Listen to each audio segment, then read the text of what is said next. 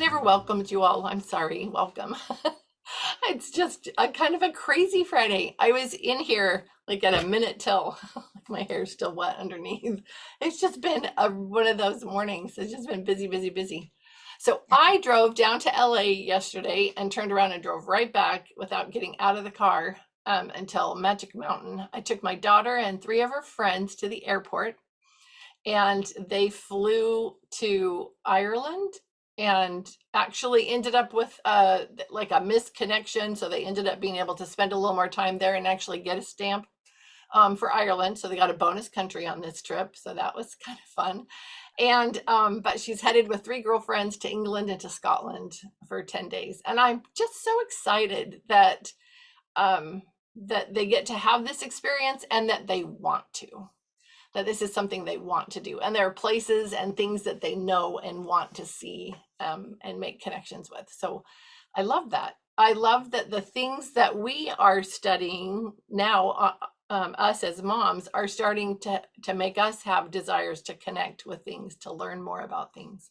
So I'd love to hear about what connections you've been making lately before we get into our nature topic. And it could be in that topic, but what connections are you making lately, just for yourself in your life? Well, I guess I'll go first. Awesome. Just this morning and in this whole month, really, and even in September, our temple was closed for 3 weeks. The Orlando temple was closed for renovations and cleaning and things like that. That's normal. But they also announced that they're going to be closing it for several months in the spring or somewhere around. They don't know exactly when yet, for several months, because they're going to be doing, a deep cleaning and a major overhaul. And I'm like, it hasn't been decided when, but they're anticipating it. And I just panicked, like, oh, we can't have the temple closed. That's my lifeline. I need that, right? And then I remembered, wait a minute, we have Fort Lauderdale, but that's a good 4.5 hour drive, depending on the traffic and the time you go. And so that would be an all day thing. Whereas the temple currently for me is about 20 minutes away of a drive time, not far, which is lovely. We're so blessed. So it was one of those, oh no kind of things. And then I realized, wait a minute, we also have Tampa, which is it's under construction. It's not even going yet. And Jacksonville was just announced, and we have Tallahassee underway. I'm like, wow, we have 5 temples coming up here right in Florida. That's amazing. So I thought, okay, I can't do anything about, the closure. That's necessary and a good thing. But what I can do is make sure that I go as often as possible while it's open. Instead of just, I'll get there, and putting it off when it's convenient. It's never convenient. Satan makes sure of that, doesn't he? So lately, the connection for me has been, I'm a sign language interpreter for the deaf. I have been for 30 something years, and now I teach American Sign Language to homeschoolers in this area. And I've been trying to find a way for the deaf in this area to connect with the students and make more introductions. I love networking. I love meeting people and connecting the dots and saying, oh, you have these things in common. I need to introduce you to so-and-so who has those things in common. And wow, you guys, could be best friends or whatever, however that works. It's fun. I love doing that. So I've been working on that. One of them was I set up a deaf session recently, inviting all of people that I knew that knew sign language and were endowed members. And we set up temple sessions to go together. And it was just a wonderful experience. Not very many attended because it was during the workday. I need to try to set it up on a Saturday instead. But it was a beautiful spirit there, and they've come a long way in the filming and the interpretation of the sessions. And then someone else invited us to go to the temple to do baptisms as well. And I realized that the homeschoolers, they need the temple current temple president is also a former homeschooler. He's graduated all 8 of his kids. And he now is the temple president. And he asked me, I saw him on Wednesday when my kids were there with our ward. He asked me if I would put together gather some homeschoolers to do daytime work. And I thought, oh, what a great idea. And because we have about 28 that I know of, I'm sure there's more that I don't know, LES families in our area that are within an hour from the temple. So I thought, how neat that would be to gather together at the temple, and what a great networking session there as well. Because when you have those commonalities or you have similar interests and you want to, you do something to serve others and unite, it's very empowering, and you are able to give to each other and learn from each other and make these friendships and encourage each other through the journey. It's just very empowering. So that was a new aha moment to me, is why are we not doing this? We could totally do this. So it's fun work. Oh, right. Oh, I love that. I love that. And Lindsay, you had a comment. Go ahead and share that. Lindsay Bunting, sorry. Yeah, Laura texted me yesterday and was like, we need to put together a homeschool group, like a homeschool temple day. I thought that's such a good idea. So I love that it's come up for you too, Kate. That's so awesome. Yeah, it must be the time and season. Yeah, that's so cool. Right. And there are so many families that would have that availability, and there's obviously openings and time available for that to happen during the week. And that's so great. I love that.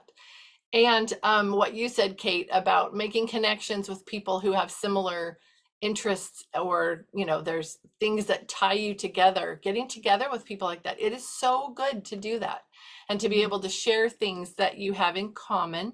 And then also to bring in all your differences, all the different things that you can bring, to the party. That's so good too, and learn from each other. That's great. But you do feel that connection, that sense of belonging, which is a good thing. And then you can reach out to other people and bring them into that circle and help them to feel that as well. I like that. That's good. Good. Yep. Thanks for sharing that. Okay, moms, other connections you've made to things that you're experiencing or learning or seeing out there. Things that are making those connections for you. Anybody else have something they want to share?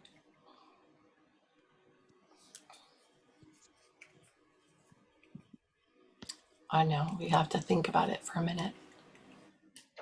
And just keep thinking about it. If it pops up for you later, that's great too. That's fine. We'll be here for a little while together, which is so nice. It's just so good. It's fun when I get comments from moms that bump into the YouTube recording somehow. And then they'll message and just say, this is so amazing that you have, this group of women that get together, that make time for each other and make those connections. It is so nice. It's often a thing that you don't have in person. But I think it's a good reminder or encouragement to see if you could nurture a couple of relationships like that in person, because I believe it's possible. I think it's difficult in today's world because people think that they're making connections all over the place, because they've got friends on Facebook or Instagram or whatever is out there now. But they're not really talking with each other. They're, a comment back and forth here and there, but they're not really making that not in person, but that personal connection. So, yeah, were you going to say something? Sorry. No. Okay. So it's unusual now. People are out of the habit of making those connections. It's like, okay, this is going to probably sound really silly, but when we drive down to Los Angeles, and it's to go to the temple. Yesterday it was to go to the airport. But driving down and back, there's a tunnel that we go through that's just part of on our way back north. And it's just part of the trip, part of the experience. And in that tunnel, there are times you're driving down that as you're approaching the tunnel, there'll be horn honking in the tunnel. And if For it's fun? not already happening, once we get in there, the horn honking, starts. And it's just, I love it because and yesterday as I'm driving back with this friend of mine she's a little older than I am. She's retired. She's fairly, she's just so wonderful. She's rather refined. And I thought, oh, am I going to be able to honk the horn? And I thought, yes. Absolutely. And but as I approached it, it was already going. The horn honking was happening, and not just one crazy person, but multiple people. And it on that drive and at that time, it's pretty much adults. It's not like they're kids going, Mom, honk the horn, Dad, honk the horn. It's adults. And there's something about that I love. That's just these adults making a little connection, doing a little, just being playful, saying, yeah, I'm here too. Oh, I'm here. We're all doing this thing. Why would I like that? What is good about that? What do you see in that is something positive or hopeful about this world and about people? And then we'll go to Linnell because I want to see what she wrote and talk about that. But what do you think? What is hopeful about that silly experience of honking horns in a tunnel as you're driving through? What do you think? Any thoughts?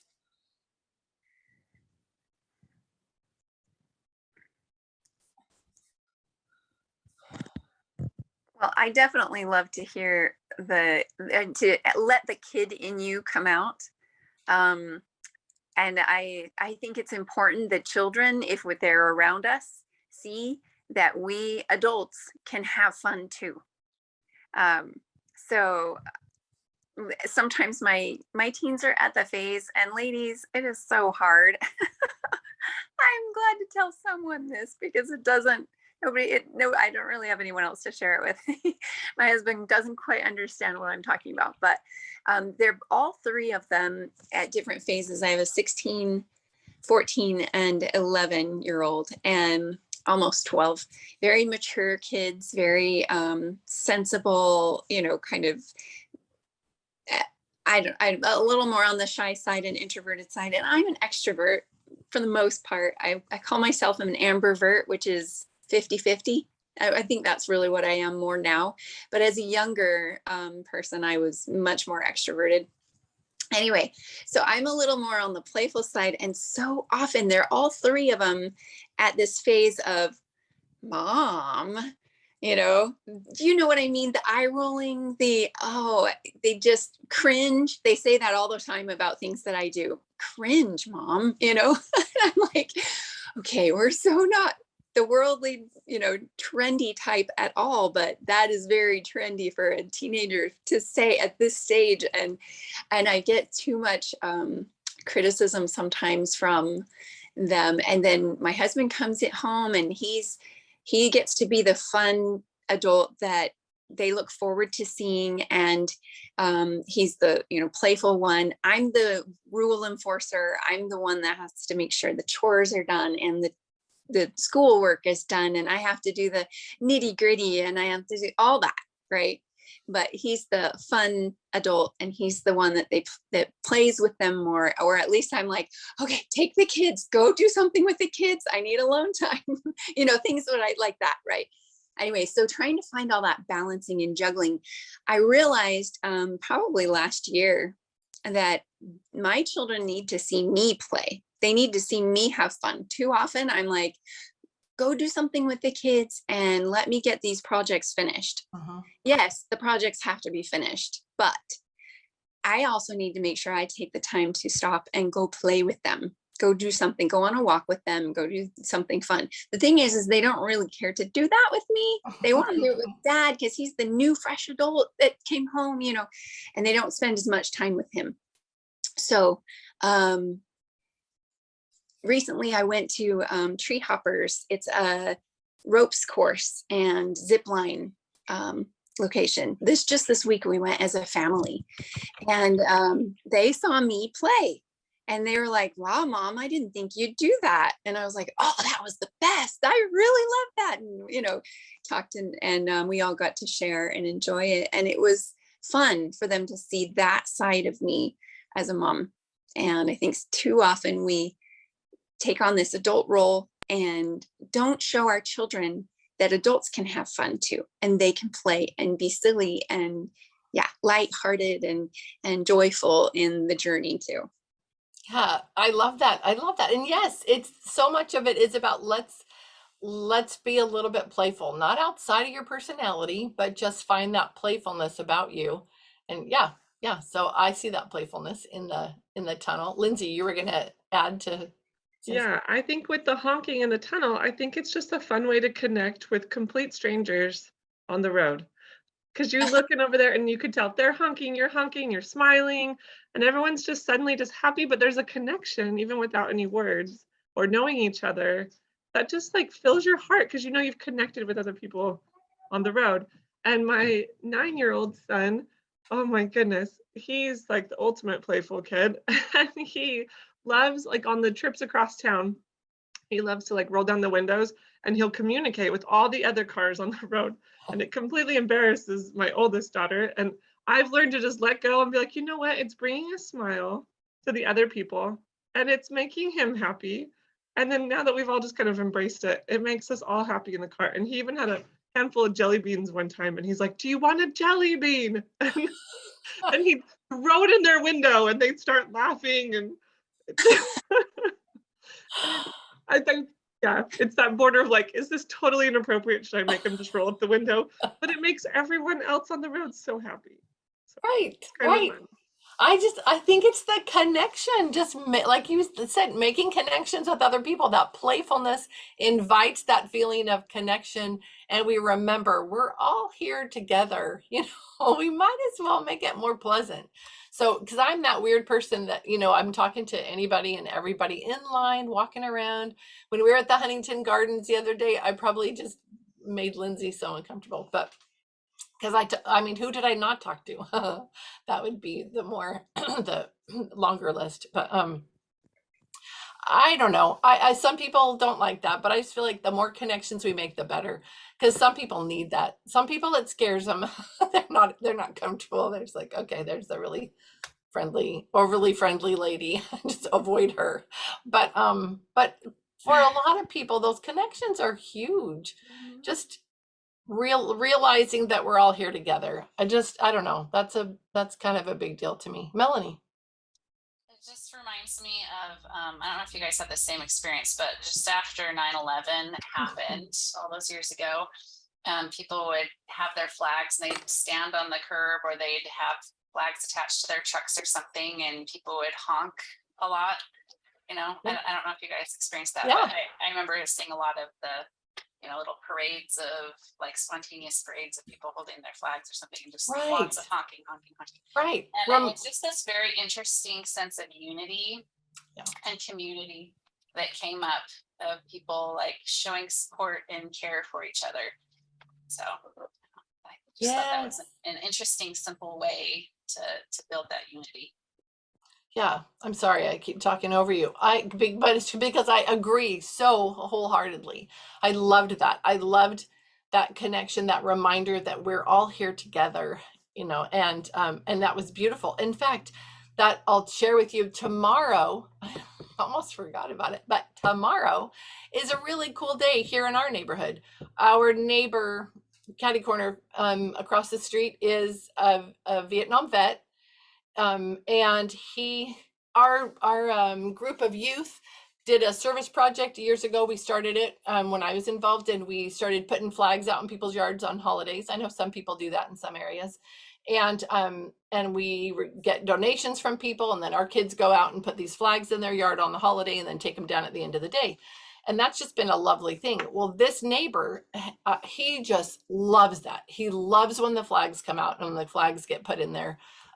In all the yards in our neighborhood, and our block has been just fabulous. Our neighborhood really at supporting this. And so on our block, almost every house has flags put out, and so it's just this fabulous display. But anyway, on Veterans Day and on Memorial Day, he goes out and he puts out a cross in his yard and he hangs his jacket on the cross and he puts flags out in the yard for all of his buddies that were in his company. And it's just a very tender thing. And a lot of them, some of them died during combat, and others, since then. But tomorrow it's his turn to host the reunion of these buddies. And so his wife asked if we could put the flags out on our block for tomorrow. And so, so Lindsay, FYI, if you have any bodies available, otherwise it's Stephen and I. But anyway, we're going to put those flags out tomorrow on our street. And every time those flags go out, because there are so many on our block, our neighbors just love it. They're always commenting to each other, about that beautiful display. And it's a beautiful thing on the whole level of the flag and that what it represents and what it means to us. And also that connection level that we're brought together for some unified purpose. And it's just so good to remember that we have those connections. And I want you to think about those connections, because you have connections like that to every other woman on this planet. You just might not have made the actual in-person personal connection, but we have those connections. And I think it's important to remember that too. Yeah, Lindsay Watkins, you're funny. She said, I'm the silly parent who embarrasses my kids, but they beg for it more than they hide from it. I love that, because that's fun. But yeah, they have to do the eye roll thing during certain, age. That's just, and that'll change. But yeah, that's a little bit of a hard time. That's funny, Lindsay. Okay, So anybody else? when does that change?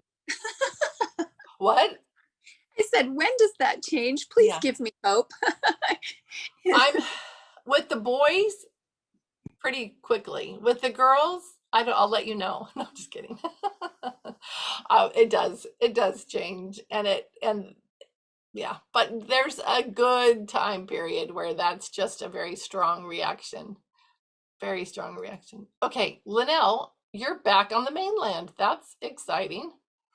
It's nice to have you back. Welcome back. Lindsay Watkins, you want to say? Go ahead and say. No, she's shaking her head. No. Okay, so I'm reading for you. My kids are involved in the 4-H homeschool, and after Thanksgiving, we get to go and lay wreaths on the graves, oh wow, of the Union and Confederate soldiers. Sorry, you can't make me read that. At the Stones River battlefield. That's really sweet. That's a great thing to have them do, because of what that'll help them think about. That's beautiful. I love that. Lindsay, what cemetery do we drive by on the way home from LA? I'm asking David. Yeah, good. I'm glad he's home. The one right there, yeah, by the temple. It's a national cemetery. What is it? Right there when you leave the temple. Yeah. the one just to the east of the freeway. He's gonna look it up for us. Okay, awesome. It would be awesome, David, to know like how many headstones are in that cemetery. Thanks for doing our research for us. But that is just something that's so moving to me, to see things like that or think about things like that. Okay, I'm so all over the place. When we were at the Huntington, one of the things that I love there is this letter that is written by Abraham Lincoln. So it's his handwriting. It's a letter written to a couple because their son was killed in the Civil War, and Abraham Lincoln wrote a letter to them and signed that letter, and that's there. It's just so sweet, so tender. Okay, you said Los Angeles National Cemetery. Yeah, and it's just that field of headstones, that just goes on and on. All those people that made those sacrifices. Okay. Anybody else have things harkening back to previous conversations? I have to tell you, I loved last month, and I've loved re-listening to some of the recordings of our conversations on Fridays about cultivating or curating our homes and our lives, and that mother culture, that idea of that. It's just been so beautiful to review. Okay, 85,000. That's a lot. And he's saying it's been there since 1889. 1889. Oh, wow. Yeah. I actually got to go to that Stones River battlefield with Lindsay when I went to visit. It's a really special place. It's cool. It's just hallowed ground. Yeah, it's really cool. Yeah. Do you guys, has it been a thing for you to memorize the Gettysburg Address? Has that ever come up for you or your children? That's a thing I know that's weird that this came up, but yes, not yet. Okay, I appreciate that. So I did at one time. I'd have to really review right now, but that was such a wonderful thing for me to have that experience of becoming much more familiar with those beautiful words. It's a thing we don't want to lose for the next generation, but so many of the people my age don't know what it says. They don't know what that message is. Oh, Linnell, my family memorized it a couple of years ago. We used a YouTube song. Lovely. I know I can't tell if you're at a place where you can share or not, but at some point it would be lovely to hear what you feel like you took from that, either just very generally or specifically. Hold on. Kate, hang on just one sec. And Melanie says, I memorized it in school as a kid. I read the book, A Yankee Girl at Gettysburg. Hold on, I just lost that. To my 6 and 8-year-old girls, which included the Gettysburg Address at the end. I love starting that connection for my girls. Yeah, that's beautiful. I love that you did that, Melanie. What a great thing. Okay, Linnell shared the link for the YouTube song. That's awesome. I love that. Kate.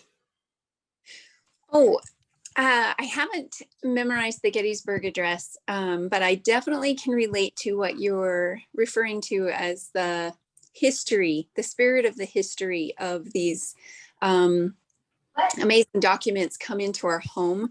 When we have them there, there is a spirit about them that is powerful. My husband has kind of interesting. It's one of those things I hesitate.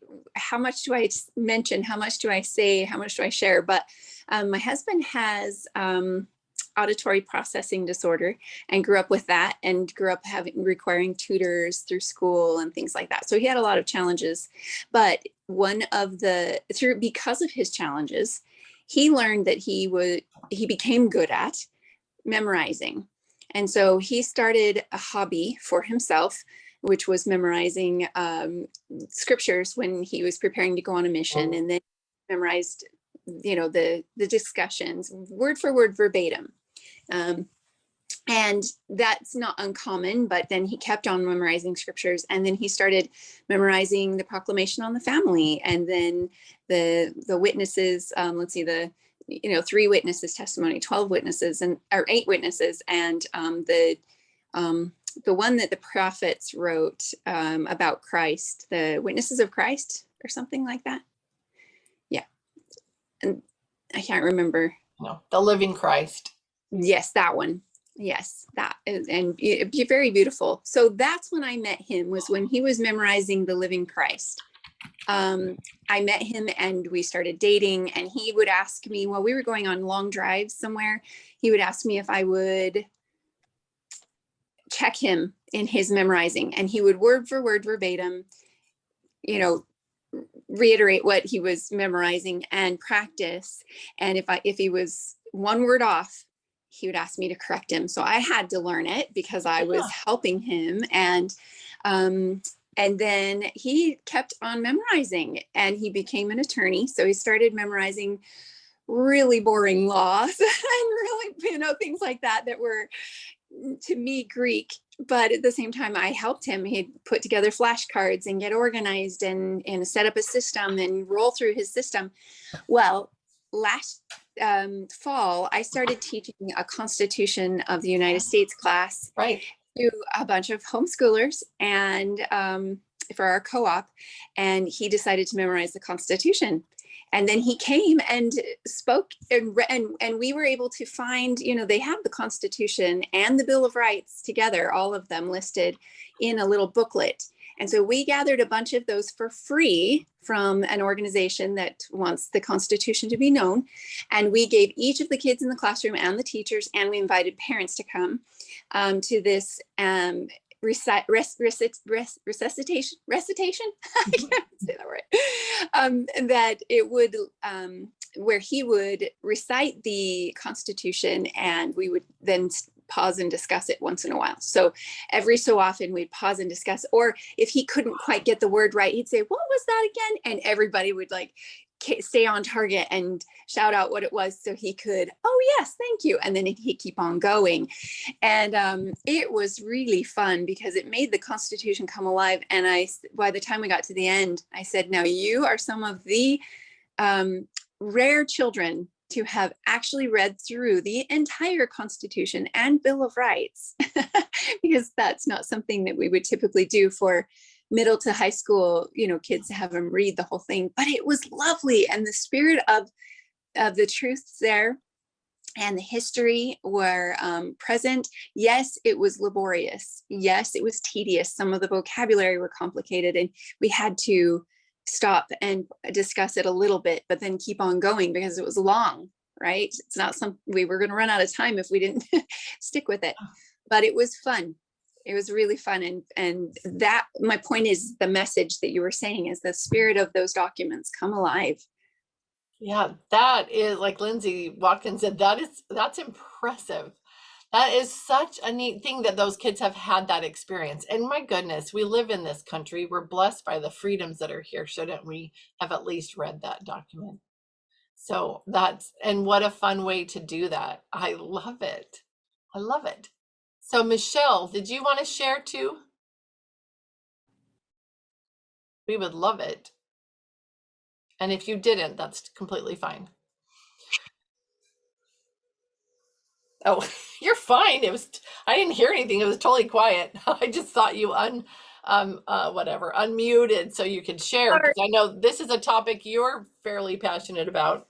Yes, no, I'm sorry. I was listening, but I forgot to mute myself. I'm sorry. No, we didn't hear anything. You were very quiet. So Okay. It's fine. Okay. Michelle, we just watched Michelle do not just, but she was doing a project painting one day while we were on here, and she has all these, I don't know how you got them, but these cow skulls. Yes.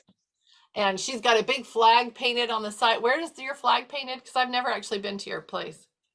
Oh, it's on we have a little shed out back, and I painted the American flag on the back of it. Yeah, so why not paint a flag on a skull head as well, right? That's right. I love it. I love it.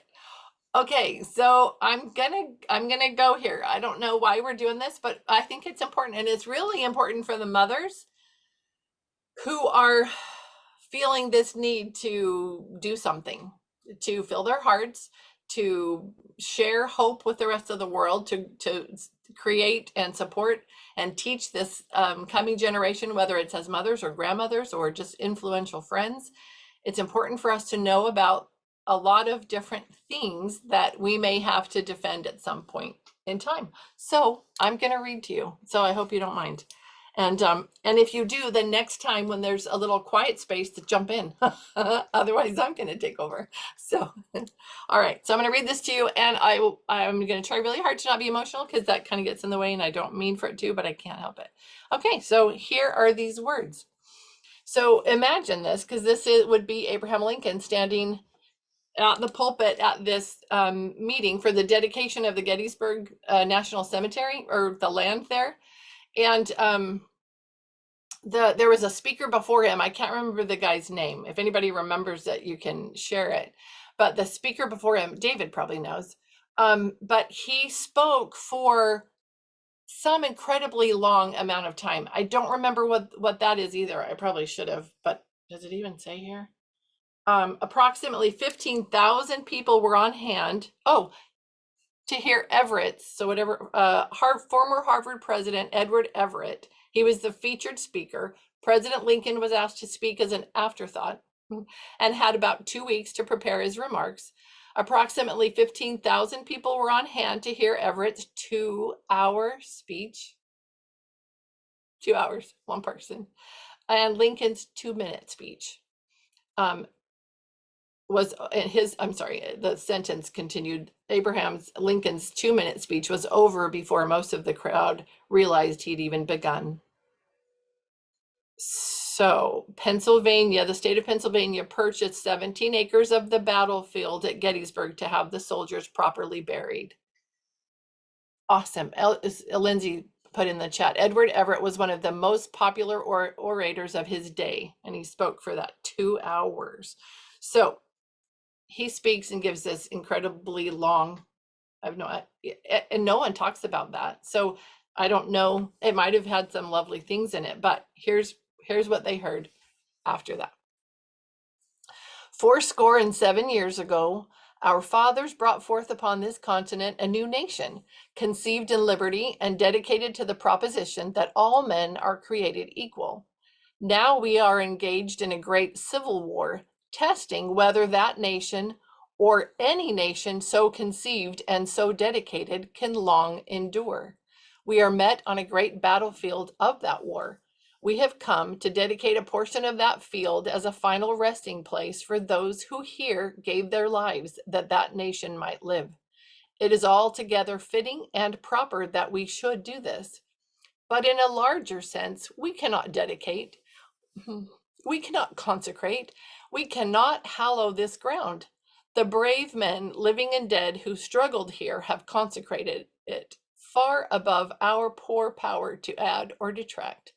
The world will little note, nor long remember what we say here, but it can never forget what they did here. It is for us, the living, rather, to be dedicated here to the unfinished work which they who fought here have thus far so nobly advanced. It is rather for us to be here dedicated to the great task remaining before us, that from these honored dead we take increased devotion to that cause for which they gave the last full measure of devotion, that we here highly resolve that these dead shall not have died in vain, that this nation under God shall have a new birth of freedom, and that government of the people, by the people, and for the people shall not perish from the earth. So just in case you hadn't heard that, or it had been a really long time, now you've heard that. I think it is so beautiful. I just loved it. Anyway, Lindsay, go ahead and share that. You weren't talking today. Can we, there we go. Talk. Okay, thank you. Emotions are like right under the surface today. I've been riding an emotional wave since I got home. No, I was just saying we drove past the exit for Gettysburg. But when you were reading that, it made me think of, because he said our dedicated work is the living. It made me think of President Nelson's call to gather Israel and how big that it's been a prominent topic, and getting ourselves prepared. And that's what that made me think of is, okay, what is our dedicated work? We need to know what we're fighting for, not only for our country, and knowing the Constitution and our Bill of Rights, but also knowing the bigger war we're fighting, and so that's what came to my mind when you read that. And it's a lot, but it's not all needs to be done by one person. We all have our own part to play. But if we're all taking that time to dedicate to figure out what we are fighting for, and what we are gathering and who we're gathering it for, and just bring it down to what we can do. And if we're all doing our part, it's like the quilt. We all have to be here to make the thing work. Yeah. So that's just it's on my brain today. Oh, I love it. Thank you for sharing that, Lindsay. And Lindsay Bunting, go ahead, share that if you would. I think it's all just another example of the importance of the small and simple things. Great things will be brought to pass, because these are great things that we're talking about, but it's all we can do are the small and simple things. And if everyone does those small and simple things, then great things will be brought to pass. And I thought of it when we were comparing Everett's talk, this, elaborate thing, to the small and simple talk that Lincoln gave. That by that small and simple thing, great things have been brought to pass. Yeah. Yeah. So don't underestimate the little things that you're doing, the little things that you're doing in your homes with your family, in your relationships with your family, with your friends, with your neighbors. Don't underestimate the power of those small and simple things. Because truly, I watch that. I see that happen over and over again, that great things happen from these small and simple things. Does anybody feel like they have something else that they need to share? Something that, we'll continue, but if there's someone that feels like I probably should share this thought, I want to make sure that there's time for that.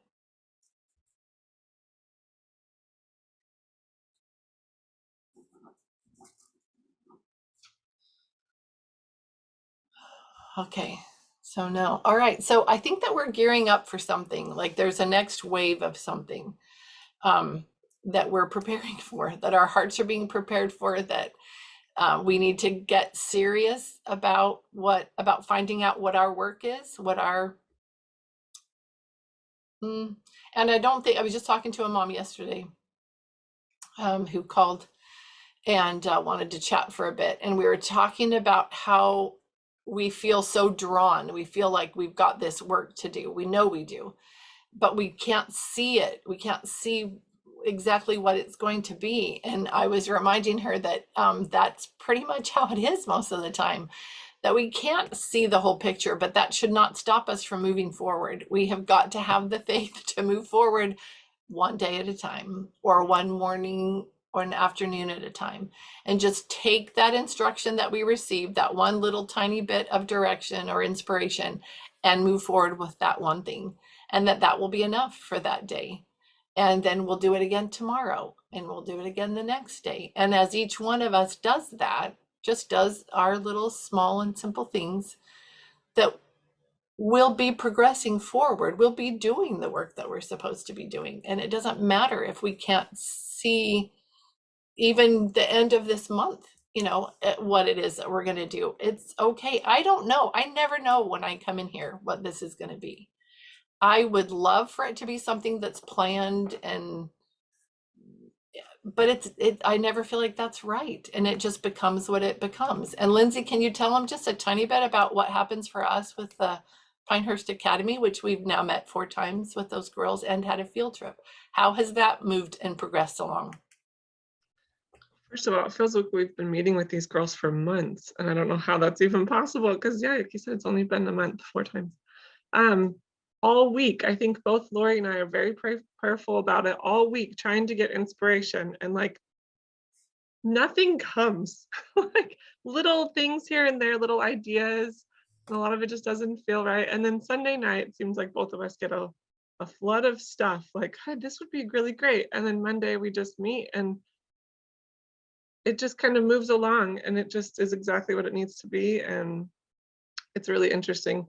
I know I keep telling my husband, I feel like we're so unprepared yet prepared at the same time. So it's such a weird phenomenon that happens, or the Spirit just guides the day. I still really wish that I would know ahead of time what we were supposed to do. No, that would be so much more comfortable, right? Yes. But the point is that he encourages us to fill our reservoirs, right? And so if those reservoirs are full, where every day we're putting in those good things, we're doing those things that we feel impressed to do, and from that reservoir of stuff, Lindsay and I come, and this wonderful, really incredible thing happens every Monday with these girls. And that is teaching me something that I need in my life, I'm certain, and Lindsay too. Kate said it's a more authentic discussion when this chat is unplanned, yet it's meaningful. Thank you. I appreciate that. That's what I feel too. And Linnell says, your preparation time has passed. You filled your heart and now you're in performance and sharing mode. Thanks. Sorry, I have to just tell you, because you're my friends, Monday was so hard. That conference, speaking at that conference was a bit intimidating and was hard on one level.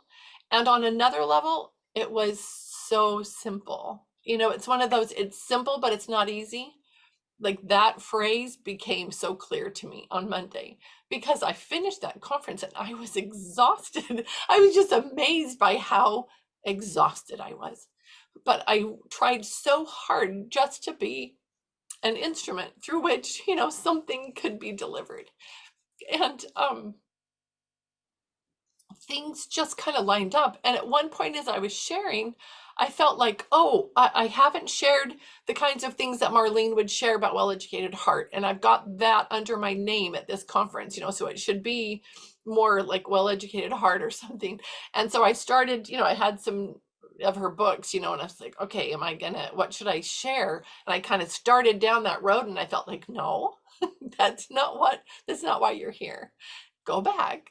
And so I pulled back and went back to just talking. And when I was done, I felt like that was good. That was right. And anyway, it was just a very interesting experience. And even my dad showing up. So here, all these ladies are on the screen, and then my dad's face is there. And I thought, oh, he's so cute. You know, he comes to support me, and that's so sweet. And I just made a goofy little comment. I just said, oh, don't be afraid if you see a man's face on the screen. You know, it's just my dad. And but at the end, he raised his hand, and I thought, oh, my cute dad, what's he gonna say? You know, and he said something like, you know, I was there. I watched this whole thing happen. And I have to tell you, I wasn't on board in the beginning or something like, which like, I can give you a list of all the people who weren't on board and made sure to let me know how they felt about what I was doing. But, and he said, but something about these 4 children and how they've turned out. And then he just said, I just want to tell you it works. And I had 3 moms reach out to me and say what a great thing that was for them, because they are in that place where people are still, you know, they've got all the naysayers around them, including family, and that's hard. And for them to hear one of those naysayers on the other end of it say, oh no, what you're doing is good. It was good. You know, there's just multiple things there that ended up being good. So anyway, I'm going to Melanie's comment. Melanie, you're so sweet. I needed to hear this. I've been feeling like maybe I need to start a project that is scary and I don't know how to move forward. And I've been feeling in limbo between figuring out what I need to do and just starting something. Yeah. So you just start. You just start, because as you start, that is that little act of faith. You know, that little, you've got to plant the seed. You have that little bit of direction, which is just the feeling. That's the desire, right? And so then you've got to go and do something. And once you do that, then you're rewarded with another little bit of information. And I believe that's how he works. Yeah, Lindsay. So Lindsay said, just take the first step and the Spirit will guide you along the way. If it's what you're feeling prompted to do, it's the Lord's work. He'll help you accomplish it. Oh yeah, I loved what my dad would say. Oh yeah, thanks, Linnell. My dad said, I've watched the process and it works. They've been fine young adults. Anyway, I am learning, just starting to learn, that he really does have us in his hands. And if we just trust that and believe that we can do those good and right things because of him, you know, we let those ideas of our own limitations pull us back, that kind of hesitation. But my goodness, all you're trying to do is be this vessel, you know, this instrument that he can work through. And I used to call it an empty vessel. Now I'm realizing, no, you got to have those full reservoirs. But really, truly, he can work with a pretty empty one. He just needs a willing one. He just needs you to be willing, and he will do the rest. And it is incredible what can be done just from a sincere desire to help somebody else. just a friend reached out and said, I just have to let you know that I've been so motivated because another lady that moved here told me about you and said that it was just a difficult time in her life and she came to talk to you. And the things that you said just gave her the confidence to move forward. And then she shared that with me when she moved here. And I just felt like I needed to reach out to you and share that with you. And I don't remember. I don't even remember. And so if you just allow yourself to, but I was always willing, right? I always wanted to share and be open and support moms. So if you just are willing to be an instrument, then he will be able to do great things through you. I can attest to that or testify of that, truthfulness of that. And Heavenly Father needs his daughters. There is a work for us to do, and I just feel it so strongly. After conference, well, all through conference, I felt lifted, I felt supported, and I felt loved. And I felt like it's time. We need to get busy. So I think it's kind of interesting that this is who's here today. And these are some very core people. I think you need to look into your heart and find out, all right, one who hasn't been here for a really long time, one who's just been back for a little bit, some who maybe don't see themselves as those core people, but you are. And he needs us to get busy. He needs us to take messages out to encourage and invite someone. One of was Marley, I think, or Marlene, I can't remember, said in a conversation the other day with me that we're not empowering women. That is not what we're doing. We are inviting them to come and participate. We're inviting them to come and do the work that they're here to do, which I think is interesting. We're inviting them to, and they said we're inviting them to act, to go and do. And that's different somehow. So you can think about that too. What's different between empowering women and inviting them to act and do? Linnell, thank you. We've spent 4 months on the island of Kauai, so we've spent a lot of time at the beach. And so with the nature topic of the ocean, my children are finally interested in the Forgotten Classic Ocean book, because I tried reading it in years past and they weren't interested. Now that they have context for it and experiences and they have a love for it, they want to learn more. And so they asked me to read from it. We read it during the day, school time, and we read it at night for bedtime, and we read it in our layover in Seattle. So they're just soaking it all up. And one of these beach trips that we went on, we were anticipating some snorkeling. And we had I saw on Google that it was a good snorkel spot. So we just parked and we went to snorkel. We saw some Hawaiian sea turtles, and that was pretty awesome. We saw a few fish, but when we were leaving, we saw this poster and realized we were in the wrong spot. The actual snorkel space was a little bit further down, and so it's about an hour and a half drive from where we were staying. So we had to go back another day. So this is the second time that we went back to this beach, anticipating the real snorkel spot. And so we got there and we started snorkeling out. It's a really shallow and calm beach. And so there aren't big waves, and you have to go pretty far out in order to get to the snorkeling and the reef. And so the whole family went out, me and my husband and my 2 older boys who are 7 and 6. They were with a noodle and their snorkels, and they were fine. And then the other 2 were on boogie boards. My husband had arms around them. So it was the whole family just making our way out to the snorkel spot. So we were swimming pretty far. My son, his snorkel actually broke. And so he was just holding his breath, and he was getting tired and his legs were tired, and I wasn't seeing anything. And I was going. I've seen lots of sand, a few rocks here and there, but definitely no snorkeling worthy material. And I was about ready to turn around, and I asked my son, are you doing okay? Do you want to go back? Should we? We're not seeing anything. And I was going to give up. And I saw a couple of other snorkelers just ahead of us. And I asked, hey, have you guys seen anything? This was my last chance before turning around. And he said, yeah, we saw 10 turtles. They're right over here. And so we got really excited. And he offered to show us. And he said, come on over, I'll show you. So we swam just a little bit more to where he was. And we saw the biggest sea turtles I've ever seen in my life. They were ginormous. Like, I couldn't believe how big they were. If you can see, like, I've got one hand here at the window and my hand all the way out at the steering wheel. It was bigger than that. Like the stretch of my arm span. That's how big this turtle was. And we saw tons of fish, and we saw like the 10 turtles that he was talking about.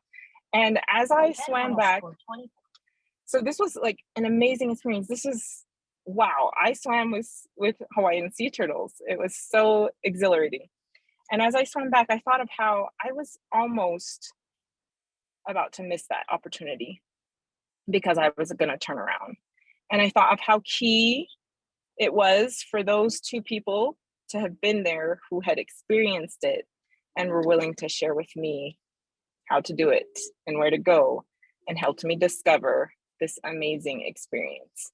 And I thought of mothers of influence, and I thought of my mentors, and I realized that I am on this journey of motherhood, and sometimes I just need someone to point the way and say, you're doing okay, just a little bit more, keep on going, and you'll find your amazing experience. That's what I have felt with Lori here, with our Teach Our Own Hearts group, and many of you mothers as well, where I'm stuck on something and I am not finding the results I'm looking for.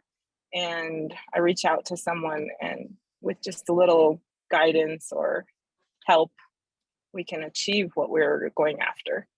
And so I think we can be on both ends.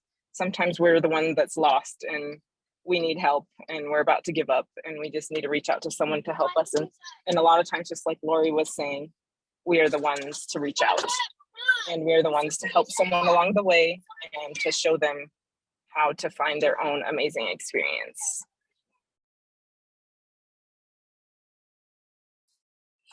Oh, do you have you? I don't know that you understand how grateful we all are that you are back, Linnell. Sorry. We each have our gifts, and it is so important to just acknowledge that you have them so that you can be open to using them when you're directed to doing it. So many times that gets in the way.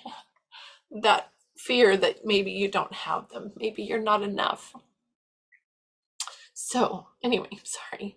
Linnell, thank you so much. That was beautiful.